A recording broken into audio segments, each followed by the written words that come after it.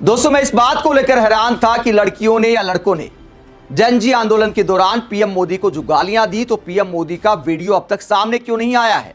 PM Modi ने इस पर आखिरकार क्यों नहीं बोला है? विक्टिम कार्ड वाला बयान क्यों नहीं दिया है? क्योंकि यह पीएम मोदी का फेवरेट सब्जेक्ट है। जब भी प्रधानमंत्री को कोई अपशब्द कहता है या अपशब्द बना दिया जाता है कई बार, या पीएम मोदी के बारे में कोई अनजान व्यक्ति किसी मंच पर रैली खत्म होने के बाद कोई गाली दे जाए तो उसे सबसे बड़ा देश का मुद्दा बना दिया जाता है। पीएम मोदी फिर राजनीतिक रैलियों में अपने भाषणों में उसका जिक्र करते हैं कि मुझे रोजाना 1 किलो गाली दी जाती हैं, 2 किलो गाली दी जाती हैं। गालियां गिनाने लगते हैं कि देखिए इतनी गिनती हो चुकी है गालियों की, ये एक शब्द गालियों के रूप में दिए जाते हैं, वो तक पीएम मोदी गिना चुके हैं। तो अब की बार जब गालियों की हद पार हो गई, हम जैसे लोगों ने भी वीडियो बनाया कि ये तो वाकई गाली की श्रेणी में आती है, जो प्रधानमंत्री छोड़िए किसी को भी नहीं देनी चाहिए।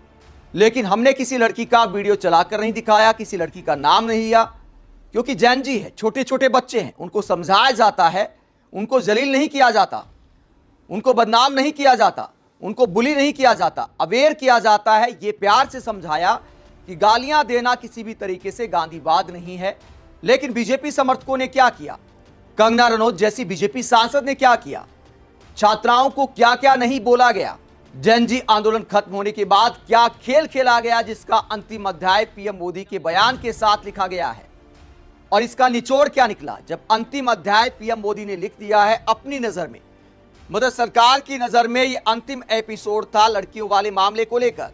कैसे अंतिम एपिसोड था वो पीएम मोदी के बयान के बाद हम आपको बताएंगे। पहले शुरुआत से कहानी बताते हैं। जेन जी आंदोलन पर सरकार घिर गई थी, उसके बाद सरकार के साथ समझौता हुआ कांग्रेस जनता पार्टी का, लगा कि मामला खत्म हो गया, अब सरकार जिद पर नहीं अड़ेगी। लेकिन जैसे ही समझौता हुआ, छात्र अपने घर गए, एक नया गेम शुरू होता है। विपक्षी जबान पर क्या सवाल था? विपक्षी जबान पर सवाल था कि जो लाठीचार्ज हुआ, जो पैलेट गन चले, जो सिर फूटे छात्रों के, उसका जिम्मेदार कौन है? एक छात्रा आईसीयू में गई, उसका जिम्मेदार कौन है? एक छात्र की आंख पर लगी थी पैलेट गन के निशान, राहुल गांधी ने दिखाए, उसका जिम्मेदार कौन है? अमित शाह पर सवाल थे, पीएम मोदी पर सवाल थे, विपक्ष आक्रामक था। लेकिन फिर क्या किया जाता है? नैरेटिव बदलने का एक खेल शुरू होता है। नैरेटिव बदलने के खेल में क्या किया जाता है? हमारा नेशनल मीडिया, कंगना रनौत जैसी एक्ट्रेस और सांसद टूट पड़ते हैं लड़कियों पर, मानो इस आंदोलन में सबसे बड़ा अपराध है पीएम मोदी को गालियां देना, या किसी को भी गालियां देना, गंदी गंदी गालियां देना सबसे बड़ा अपराध है। पेपर लीक की वजह से 20 से ज्यादा छात्रों की जान चली गई, वो उतना बड़ा मुद्दा नहीं था, गालियां देना बड़ा मुद्दा है। जिस देश में सड़क चलते हर दूसरा तीसरा आदमी मां बहन की गालियां निकालता है, माफ करना, मैं लड़कियों की बात नहीं करता, मैं मर्द समाज की बात कर रहा हूं, जहां संसद में मंत्रियों के मुंह से अपशब्द निकल जाते हैं, मीडिया के सामने मुख्यमंत्री के मुंह से अपशब्द निकल जाता है, जिस देश में अनेकों नेताओं के वीडियो सामने आते हैं गालियां देते हुए, जहां सरकार के समर्थक दिन रात गालियां देते हुए वीडियो बनाते हैं, सोशल मीडिया पर मां बहन की गालियां तैरती हैं, लेकिन प्रधानमंत्री ने कुछ नहीं बोला इस सब पर। सोनिया गांधी एक वृद्ध महिला हैं, उनके जन्मदिन पर बार बाला दिवस का ट्रेंड चलाया जाता है, लेकिन देश के प्रधानमंत्री खामोश रहते हैं। उस देश में गालियों को सबसे बड़ा मुद्दा बना दिया गया, छात्रों के मुद्दों से भी बड़ा, पेपर लीक से भी बड़ा। छात्रों के जो सिर फूटे, पैलेट गन चली, उस मुद्दे को दबाने के लिए छोटी छोटी लड़कियों की गालियों को इतने बड़े देश का सबसे बड़ा मुद्दा बना दिया गया। और पीएम मोदी चुप रहे, क्योंकि पीएम मोदी को नैरेटिव बनाने का टाइम देना था। गालियों को देश का सबसे बड़ा मुद्दा बनाना था पीएम मोदी को, जिसमें छोटी छोटी लड़कियां सबसे बड़ी अपराधी बन गई, और पीएम मोदी ये वीडियो जारी करके देश के सबसे महान व्यक्ति बन गए। इस वीडियो में क्या कहते हैं जरा सुनिए। हाय फ्रेंड्स, आज तो मन करता है बस आपसे ही बातें करूं। जंतर मंतर पर जो कुछ भी हुआ देश और दुनिया ने देखा है। कुछ शरारती बच्चों ने भद्दी भद्दी गालियां बोली, किसी भी सभ्य समाज को शोभा न दे ऐसे शब्दों का प्रयोग किया गया। मुझे तो गालियां दी गई, मेरी स्वर्गीय माता को भी गालियां दी गई। न जाने कितना भद्दा स्वरूप था। लेकिन मैं आज बात करना चाहता हूं कि बचपन में गलतियां होती हैं, और बचपन में गलतियों से सुधरने का अवसर भी होता है और यही तो बचपना है। और इसलिए मैं समाज के अंदर जो आक्रोश है उसको भली भांति समझ सकता हूं। एक कल्चरल शॉक है कि हमारी बेटियां इस प्रकार की भाषा कैसे बोल सकती हैं, लेकिन समय है इन बच्चों को गले लगा करके राह दिखाने का। एक गुमराह बच्चे हैं, उनको राह दिखाना हमारा काम है। उनको सजा देना, अदालतों के चक्कर कटवाना, समाज में उनको प्रताड़ित करना, इससे हम परिस्थितियां नहीं बदल पाएंगे। मैं उन्हें माफ करना चाहता हूं। समाज भी मेरी इस बात को स्वीकार करे, क्योंकि मेरे मन में एक ही भाव है। कभी कभी दांतों तले हमारी जीभ आ जाती है, खून निकल आता है, लेकिन हम दांत तोड़ते नहीं हैं, क्योंकि दांत भी हमारे हैं, जीभ भी हमारी है, बच्चे भी हमारे हैं। उन्हें राह दिखाना हमारा काम है। गुमराह को राह दिखाना कठिन होता है, लेकिन कठिन काम हमको करना है। और इसलिए आओ, मैं इन बच्चों को कहता हूं, बच्चों आओ, हम देश के लिए साथ मिलकर के आगे बढ़े, कुछ नया सीखें, गलतियों से भी सीखें, अपने सपनों को लेकर के चल पड़े। देश बहुत आगे बढ़ रहा है, आगे बढ़ने वाला है, और आपका भी आगे बढ़ना निश्चित हो, यही मेरा सपना है। मैं आपके लिए जीता हूं, आपके उज्जवल भविष्य के लिए खपता हूं। आओ हम मिलकर के देश को आगे बढ़ाएं। बहुत बहुत धन्यवाद दोस्तों। बस आओ, गलतियों से सीखो, आगे बढ़ो।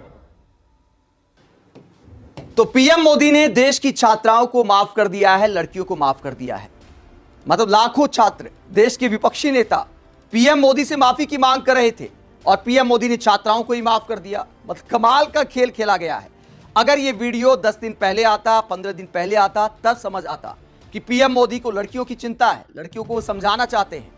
लेकिन यहां पर क्या किया गया है, महानता का पीआर वाला गेम शुरू हो गया है। महानता के पीआर के लिए पीएम मोदी ने अंतिम अध्याय लिखा है, लेकिन अच्छा वीडियो बनाया है। जो भी बोला है बिल्कुल सही है। पीएम मोदी को बड़ा दिल दिखाना चाहिए, युवा पीढ़ी को गालियां नहीं देनी चाहिए। लेकिन पीएम मोदी को वाकई लड़कियों की इतनी चिंता थी तो अब तक चुप क्यों थे?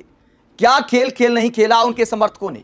15-15 साल की लड़कियों पर एफआईआर की गई, उसके बाद वो लड़की सामने आकर माफी मांगती है, वीडियो बनाती है कि मैं आज आंख उठाने लायक नहीं हूं। उस लड़की ने गलती की है गाली देकर, इस बात में कोई दो राय नहीं। लेकिन क्या यह कोई बहुत बड़ा जघन्य अपराध है?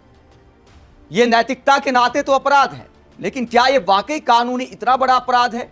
पीएम मोदी के समर्थक एक्टर मां बहन की गालियां निकालते हुए वीडियो बनाते हैं।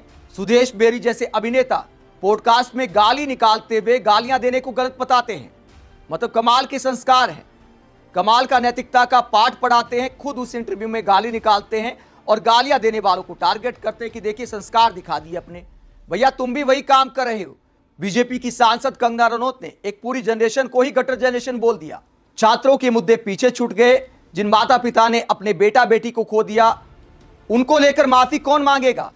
प्रधानमंत्री माफ कर रहे हैं, उल्टा प्रधानमंत्री को माफी मांगनी चाहिए थी कि हमारी सरकार की नाकामी की वजह से, पेपर लीक की वजह से जिन छात्रों की जान गई, मैं उनके परिवार वालों से हाथ जोड़कर माफी मांगता हूं। सबसे बड़ा मुद्दा यही है। लेकिन मोदी समर्थक सोशल मीडिया के योद्धाओं ने, मीडिया एंकरों ने और खुद पीएम मोदी ने पूरा माहौल बदल दिया, वक्त बदल दिया, जज्बात बदल दिया। ये देखिए सरकारी चैनल पर क्या कुछ कहा गया, उसके बाद पीएम मोदी के बयान के बाद क्या कुछ कहते हैं। सुधीर चौधरी कहते हैं भारत आज अपनी इस गालीबाज पीढ़ी पर शर्मिंदा है। उसके बाद पीएम मोदी का वीडियो सामने आता है, गालीबाज पीढ़ी को वो माफ कर देते हैं। हालांकि सवाल खुद उन पर हैं। विपक्ष माफी की मांग कर रहा है और पीएम मोदी माफी मांगकर महान हो गए। उसके बाद यही सुधीर चौधरी कहते हैं इस वीडियो के बाद अभिजीत दिपके कितना छोटा लगने लगा है, चलो माफ किया। अब अभिजीत दिपके ने पीएम मोदी को बताइए कौन सी गाली दी। किसी भी छात्र आंदोलन में या किसान आंदोलन था, उसमें लाखों लोग पार्टिसिपेट करते हैं। एक जगह नहीं करते तो देश भर में करते हैं। उन लाखों लोगों में से अगर 10 लोग प्रधानमंत्री को गालियां दे दें तो आंदोलन को लीड करने वाला चेहरा क्या गालीबाज हो जाता है? यह अपने आप में एंकरों की बुद्धिमत्ता को दिखाता है, दिमाग का प्रदर्शन करता है। लेकिन नैरेटिव बदलना है, देश की ज्यादातर पब्लिक पीएम मोदी का वीडियो देखकर पहली नजर में महान मानेगी कि देखिए प्रधानमंत्री कितने महान हैं। यार गालियां दी प्रधानमंत्री को इतनी गंदी गंदी और प्रधानमंत्री ने माफ कर दिया। उस बात को भूल जाएगी कि प्रधानमंत्री पर क्या आरोप लगे हैं। पेपर लीक की वजह से जिन छात्रों की जान गई उसके लिए माफी कौन मांगेगा, यह सवाल पीछे छूट जाएगा। चित्रा त्रिपाठी कहती है क्षमा बड़न को चाहिए छोटन को उत्पाद। तो छोटन के साथ जो अपराध हुआ है, जो छोटन पर लाठियां चली हैं, पैलेट गन चली हैं, उसके लिए माफी कौन मांगेगा। अमीश देवगन जैसे एंकर कहते कि बहुत बड़ा दिल दिखा दिया पीएम मोदी ने। अब मीडिया, हमारी बॉलीवुड की इंडस्ट्री और इसके अलावा पीएम मोदी के जो आईटी सेल वाले हैं, सब पीएम मोदी को महान साबित करने में जुट गए हैं कि देखिए कितना महान और कितना बड़ा दिल दिखा दिया पीएम मोदी ने। अगर महिलाओं को गालियों को लेकर पीएम मोदी चिंतित होते तो सालों से चुप्पी ना होती। यह सरासर विक्टिम कार्ड खेलना है, खुद को महान बताने का पीआर वाला ये पूरा गेम नजर आता है। क्योंकि गालियों को लेकर अगर प्रधानमंत्री चिंतित होते तो सोशल मीडिया पर मां बहन की गालियां निकालने वाले को फॉलो नहीं करते। ऑल्ट न्यूज ने बाकायदा एक लिस्ट बताई है कि प्रधानमंत्री ने जिन जिन को एक्स यानी ट्विटर पर फॉलो किया है, उन लोगों ने कैसी कैसी गंदी ट्रोलिंग, गालियों वाली ट्रोलिंग महिलाओं की, पुरुषों की, सबकी की है। अगर पुरुष को भी मां की गाली दोगे तो वो भी किसी महिला का अपमान है।